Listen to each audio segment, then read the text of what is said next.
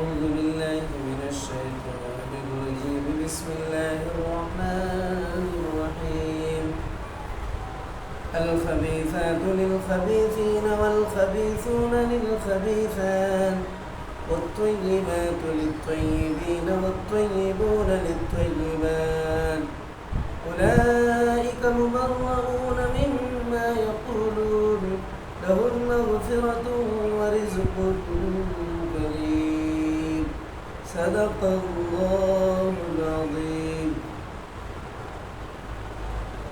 شکر اللہ وحدہ لا شریک کے نام سے جو بڑا ہی مہربان اور نہایت ہی رحم فرمانے والا ہے.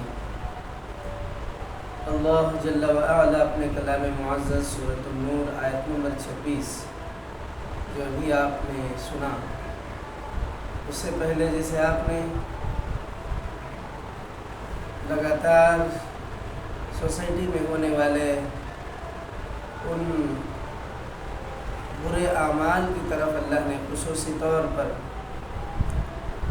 ہماری توجہ مبذول فرما رہے ہیں، اور خاص طور پر حضرت عائشہ صدیقہ رضی اللہ تعالی عنہ پر جو کچھ معاملہ پیش آیا تھا، یہ ساری باتیں تفصیلی طور پر گزشتہ آیتوں سے آپ نے سماعت فرمایا تھا. اللہ آگے کی آیت میں فرماتے ہیں الخبیثات للخبیثین والخبیثون للخبیثات. خبیث عورتیں خبیث مردوں کے لیے ہیں اور خبیث مرد خبیث عورتوں کے لیے ہیں. مطلب جو گندی عورتیں، زانیہ، دوسروں سے منہ کالا کرنے والی بغیر نکاح کے، اور اسی طرح غیر عورتوں سے زنا کرنے والا مرد، تو اللہ تبارک و تعالیٰ ایسا نہیں ہے کہ کسی پاک دامن عورت کو کسی زانی کے ساتھ کر دے، یا کسی پاک دامن مرد کو اللہ کسی زانی کو جوڑ دے. ایسا نہیں ہوتا. اللہ تبارک و تعالیٰ کا اصول ہے اللہ جو جیسے ہوتے ہیں ان کے ساتھ ویسوں کے ساتھ ہی ان کا جوڑ ہوتا ہے. آپ کو معلوم ہونی چاہیے کہ فطرت بھی یہی ہے انسان کی کہ جو جیسا ہوتا ہے اس کے دوست اور اس کے تعلقات اور اس کے ساتھ جن لوگوں کا اٹھنا بیٹھنا، وہ لوگ بھی ایسے ہی ہوتے ہیں. چور چوروں سے ہی دوستی کرتا ہے، اور زانی زانیوں سے ہی اس کا تعلق قائم ہوتا ہے. دغا اور مکاری کرنے والا ویسے ہی لوگوں سے، جو جیسا ہوتا ہے ویسے کے ساتھ ہی اس کا نبھاؤ ہوتا ہے. جیسے کچھ لوگ ہوتے ہیں برے طبعی اعتبار سے، اچھے لوگوں کے ساتھ ان کو 5-10 منٹ بھی وہ ان کے ساتھ بتا نہیں سکتے. ان کو ایسے لگتا ہے جیسے دم گھٹ رہا ہے. کسی پرندے کو لا کر کے کسی پنجرے میں قید کر دیا گیا ہے کہ جب دیکھو وہ خیر کی باتیں ہیں، جب دیکھو وہ اچھائی کی باتیں. آپ دیکھے ہوں گے کچھ لوگ اگر خیر کی باتیں کے مجمع میں یا مجلس میں بیٹھ بھی جائیں، جب بھی ان کو بولنے کا موقع ملے گا وہ شر ہی بولے گا. وہ برداشت نہیں کر پائیں گے، خیر کے ساتھ وابستہ نہیں ہو سکیں گے، خیر کے ساتھ وہ جڑ نہیں سکیں گے. جو جیسا ہوتا ہے ویسے کے ساتھ اس کا لگاؤ ہوتا ہے.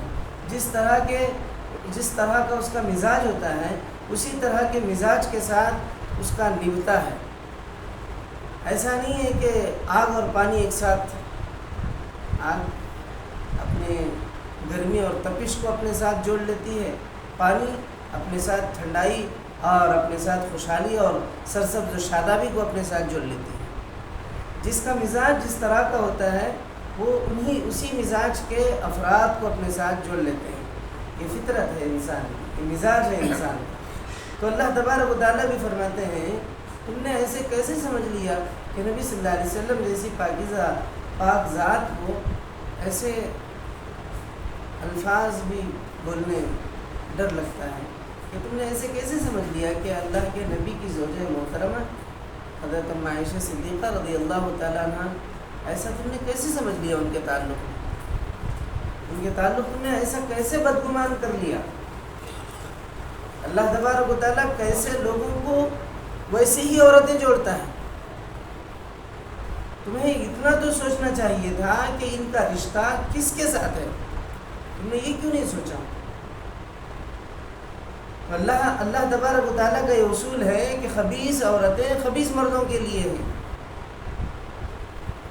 یعنی زانیہ عورتیں زانی مردوں کے لیے ہیں، اور اسی طرح سے اللہ خبیث مرد خبیث عورتوں کے لیے، جو جیسے ہوں گے ویسوں کے ساتھ اللہ ان کا، اسی لیے حدیث میں ہے اور مفسرین نے بھی لکھا ہے، زانی یا زانیہ اگر اس پر حد جاری ہو گئی، جیسے غیر شادی شدہ زنا میں پکڑا گیا، شادی شدہ ہے تو اس کے اصول الگ ہیں، غیر شادی شدہ ہے تو اس کے اصول الگ ہیں، تو غیر شادی شدہ زانی اگر ایسا کیا تو وہ نکاح کرے گا کس کے ساتھ؟ زانیہ ہی کے ساتھ یا پھر کسی مشرکہ کے ساتھ۔ اس کو جو ہے کسی بھی پاک دامن پاک باز عفو و عافیت کی ملکہ کے ساتھ اس کا نکاح نہیں ہونا چاہیے، جس کو اسلام نے کفو کہا ہے، برابری۔ کفو میں جو ہے بہت ساری باتیں ہیں کہ ایک عورت کے ساتھ کیسے مرد کا نکاح ہونا چاہیے، اس کی برابری کا کیا معاملہ ہے۔ اب یہاں پہ بات وہ ہو رہی ہے جو اللہ تبارک و تعالیٰ نے فرمایا ہے کہ جیسی عورتیں ہوں گی ویسے ان کے مرد ہوں گے، جیسے مرد ہوں گے اللہ ان کو ویسی عورتیں دیں گے۔ پاکیزہ عورتیں پاکیزہ مردوں کے لیے ہیں، پاکیزہ مرد پاکیزہ عورتوں کے لیے۔ اللہ جوڑ بھی ایسا ہی بناتا ہے، اللہ کا اصول بھی یہی ہے۔ اسی لیے ہم کو اپنے آپ کو پاک رکھنے کا کوشش نہیں، بلکہ جان جائے تو بھی ہم سے کوئی ایسا فعل نہ ہو جس سے ہمارے کیریکٹر پر داغ آ جائے۔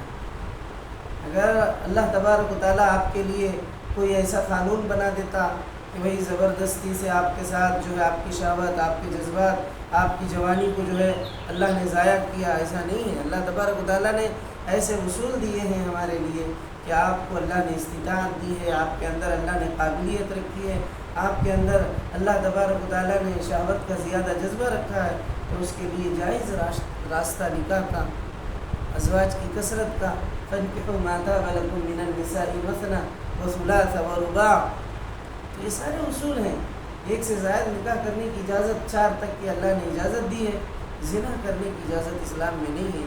مگر معاشرے میں بیٹھے ہوئے کچھ ایسے لوگ جو اپنے آپ کو ماڈرن سمجھتے ہیں، نکاح کو تو خبیث یعنی کہ کراہت اور گندہ فعل سمجھتے ہیں، اور زنا کو جو ہے معمولی سمجھتے ہیں۔ نکاح کرنے والے عیبدار بن رہے ہیں، چاہے وہ کسی بھی انڈسٹری کے ہوں، نکاح کریں تو وہ لوگ جو ہے عیبدار مانے جاتے ہیں۔ 1 سے 10 عورتوں کے ساتھ اللیگل کانٹیکٹس اگر کوئی رکھے تو یہ معاشرے میں آج کتنی بری بات ہے کہ بولتے ہوئے بھی ڈر اور گھبراہٹ محسوس ہوتی ہے کہ معاشرہ کتنا بگڑا ہوا ہے کہ انسان غلط تعلقات کو غلط نہیں سمجھ رہا اور جائز نکاح کے رشتے کو غلط اور عیب سمجھ رہا۔ اسلام نے اللہ تبارک و تعالیٰ نے کس طرح سے معاشرے کو بہتر بنانے کا اور کس طرح سے حضرت انسانیت کو جو ہے غلط اور بے حیائی سے روکنے کے لیے کیسے اصول و ضوابط اللہ نے عطا کیے ہیں۔ اگر ان اصول و ضوابط کا اہتمام کر کے اگر انسان اللہ کے احکامات پر عمل کرے گا تو معاشرہ کتنا بہتر بنے گا، اور معاشرے میں کتنے پاک دامن لوگوں کا وجود جو ہے روز افزوں بڑھتا رہے گا۔ اگر معاشرے کے اندر جو ہے اس طرح سے جو ہے ناجائز رشتوں کے لیے کوئی عیب نہیں، 1 سے 10 مرتبہ اپنی آنکھوں سے دیکھیں محلے میں بار بار غیر محرم عورت کے یہاں اس کے شوہر یا اس کے بھائی یا اس کے بیٹے یا اس کے گھر کے مرد کی غیر موجودگی میں بار بار آتے جا رہا ہے، تو پھر بھی حیادار پاک دامن اسی علاقے میں رہنے والے ڈینگے مارنے والے مسلمانوں کو اس کا احساس نہیں ہے، اور کوئی بیچارہ جائز طریقے سے علی اعلان نکاح کر کے لا کر کے کسی مطلقہ کو یا کسی بیوہ کو نکاح کرے تو اس کے لیے جو ہے لوگ جو ہے تحریک چلاتے ہیں۔ ایک خاص قسم کا جو ہے اس کے لیے کیا بولیں، اللہ معاف فرمائے، حالات کتنے سنگین ہو گئے ہیں، کتنے حالات انسانوں نے بگاڑ کے چھوڑ دیا ہے۔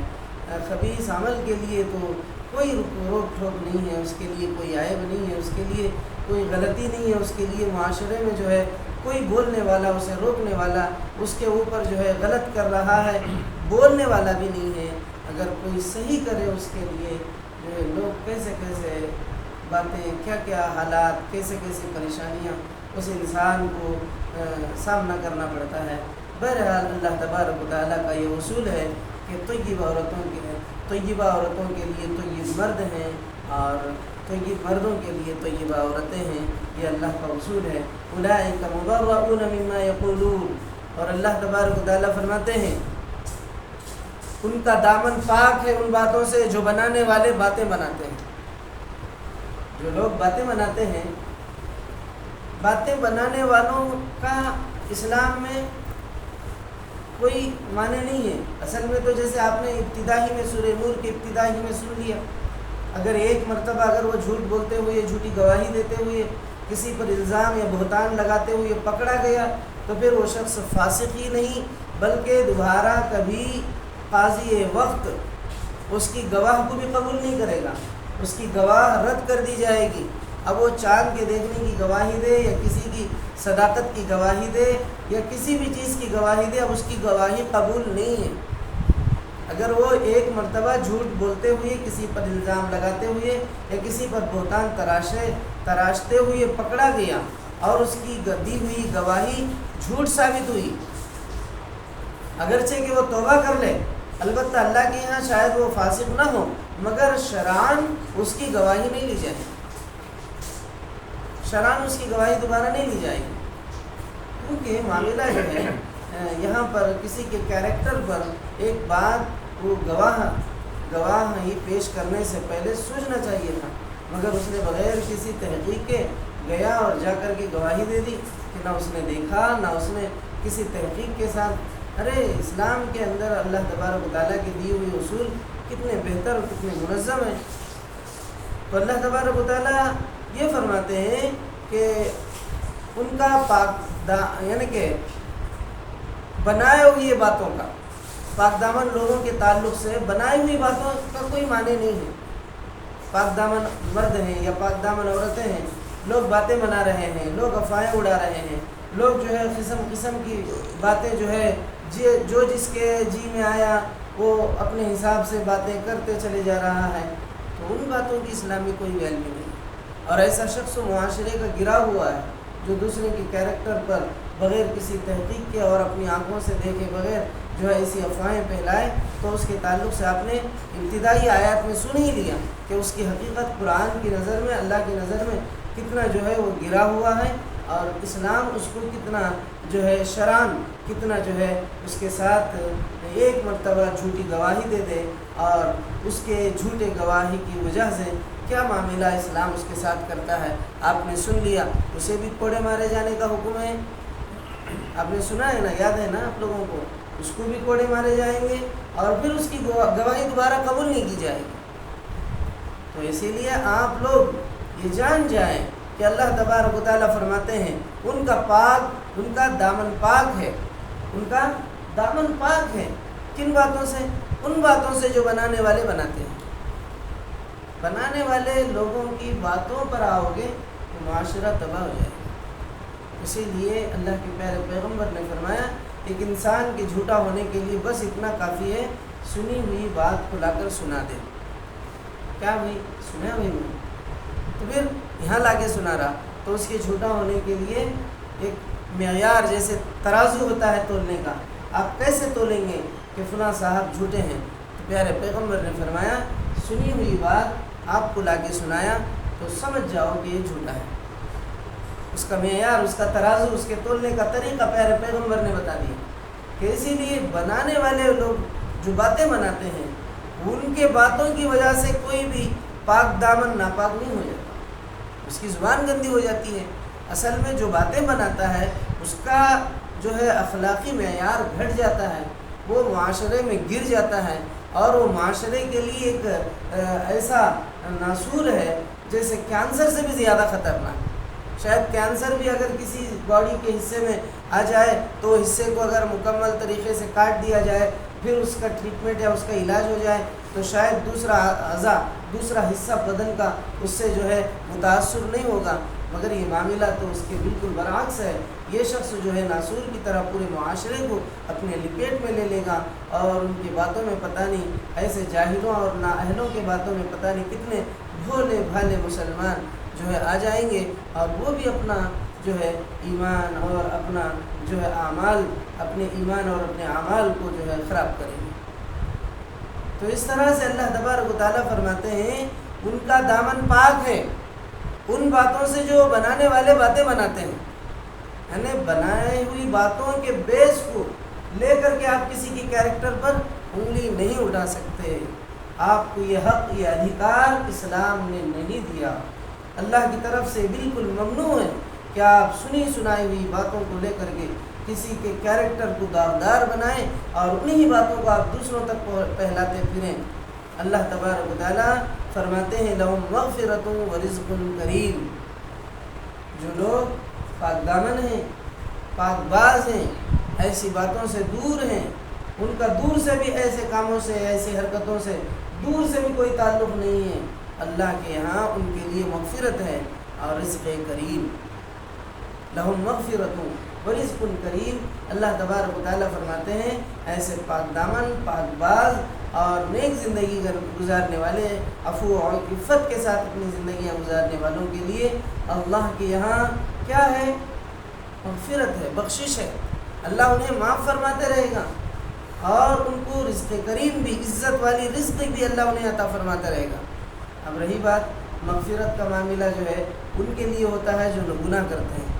آپ کو یہ سوال بھی پیدا ہوتا ہے نا، ایک طرف تو وہ پاک دامن ہے اور پھر ان کی بخشش اللہ فرما رہے، تو بخشش کا معاملہ انسان ہے، انسان سے چھوٹے موٹے غلطیاں کچھ بھی ہو سکتی ہیں، تو اگر ان سے کوئی چھوٹی موٹی خطائیں یا لغزشیں ہو بھی جائیں تو اللہ تبارک و تعالیٰ ان کی پاک دامنی اور عفو و عفت کی زندگی گزارنے اور اللہ کے حکموں پر اپنے آپ کو ڈھالنے کے سبب سے اللہ ان کی چھوٹی موٹی غلطیوں کو بھی بخش دیں گے، اور دنیا میں بھی اللہ انہیں رزق کریم، عزت والا رزق عطا فرمائیں گے، اللہ انہیں عزت والی روزی عطا فرمائیں گے، تو وہ یعنی کہ روزی سے محروم نہیں رہیں گے، اور اللہ کے یہاں بخشش سے بھی محروم نہیں رہیں گے، اللہ بھی انہیں بخش دے گا۔ چھوٹی موٹی خطائیں، لغزشیں اگر ان سے ہو گئی ہیں دنیا میں، اللہ تو بڑا بخشنے والا، نہایت مہربان ہے، اس کی بخشش کی کوئی انتہا نہیں ہے۔ جیسے گزشتہ ہمارے ایک بھائی نے سوال کیا کہ اللہ کیسے مہربان ہے، تو اللہ تو اتنے مہربان ہے کہ وہ معاف کر دے تو کوئی اسے پوچھنے والا نہیں ہے، اللہ اتنا سخت گیر ہے، اگر وہ پکڑ لے تو کسی کو جرأت نہیں ہے کہ تو نے اسے کیوں پکڑا ہے، تو سب کا سب اسی کا ہے۔ اللہ نے فرمایا قیامت کے دن کے تعلق سے قرآن کے دوسرے مقام میں لمن الملک اليوم، آج کے دن کا بادشاہ کون ہے؟ للہ الواحد القہار، وہ خود جواب دیتا ہے واحد قہار ہی آج کا بادشاہ ہے۔ اس دن کی بادشاہت صرف اللہ کی، دنیا کی طرح نہیں ہے کہ کوئی کسی کے ریکمنڈیشن ہے، کسی کی بات سنی نہ جائے تو شاید اگلے دنوں میں میرے لیے کوئی پرابلم ہوگا، اگر میں نے اس کی بات نہیں مانی، اس کو نہیں چھوڑ دیا تو بعد میں میرے لیے مسئلے کھڑے ہوں گے۔ جیسے پولیٹیکل لیڈر یا دنیاوی حاکم یا دنیاوی لوگ کسی کے گناہ کے تعلق سے یا کسی کے جرم کے تعلق سے جو معاملہ ہوتا ہے دنیا میں، اللہ کے یہاں ایسا معاملہ نہیں ہے، اللہ اپنی مرضی کا مالک ہے، وہ چاہے تو معاف کر دے، وہ چاہے تو پکڑ دے۔ تو امید ہے اللہ تبارک و تعالیٰ زیادہ تر مغفرت ہی کو اور معافی ہی کو پسند فرماتے ہیں۔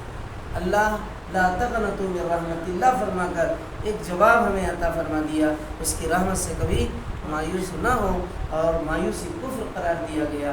آگے اللہ نے کیا فرمایا ہے آئندہ کل سنیں انشاءاللہ۔ اللہ باری عز اسموں سے دعا ہے پروردگار عالم اپنے کرم سے، اپنے فضل سے مولا ہمیں نیک توفیق اور نیک ہدایت عطا فرما، اسلام کا بول بالا فرما، مسلمانوں کی حفاظت فرما۔